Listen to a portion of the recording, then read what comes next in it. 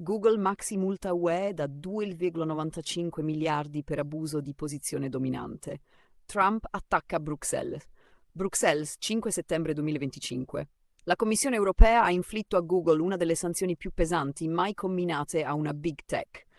2,95 miliardi di euro per abuso di posizione dominante nel mercato della pubblicità digitale. Al centro dell'accusa ci sono le pratiche di autopreferenza che, secondo l'antitrust UE, avrebbero permesso al colosso di Mountain View di rafforzare il controllo sul settore pubblicitario online a scapito dei concorrenti. Secondo l'inchiesta, durata 4 anni, Google avrebbe favorito in modo sistematico le proprie piattaforme, dall'ad exchange ADX all'ad server Double Click for Publishers, DFP, fino agli strumenti di acquisto programmatico Google Ads e DV 360. Un intreccio di tecnologie che, nelle parole di Bruxelles, ha creato un conflitto di interessi strutturale, limitando le possibilità di scelta per inserzionisti ed editori e facendo lievitare i costi. La vicepresidente della Commissione, Teresa Ribera, ha parlato di un abuso grave e prolungato che ha distorto la concorrenza in un settore cruciale per l'economia digitale. Google ha ora 60 giorni di tempo per proporre rimedi concreti, pena l'arrivo di ulteriori misure. Potrebbero includere anche la cessione di parti del business pubblicitario. L'azienda prevedibilmente respinge le accuse.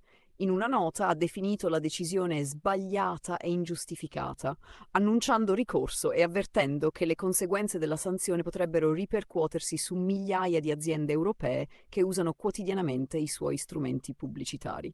La vicenda però non resta confinata ai palazzi di Bruxelles.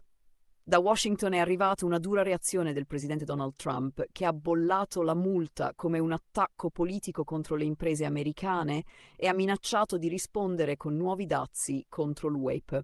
Non è la prima volta che l'Europa sanziona le big tech statunitensi. Casi simili hanno già riguardato Google in passato, ma anche Apple colpita da una multa da 17 miliardi di dollari. Quella di oggi, con i suoi 2,95 miliardi di euro, è la quarta grande sanzione inflitta a Google dall'antitrust europeo nell'ultimo decennio e segna un nuovo capitolo nella lunga battaglia tra Bruxelles e le piattaforme digitali accusate di dominare e distorcere i mercati.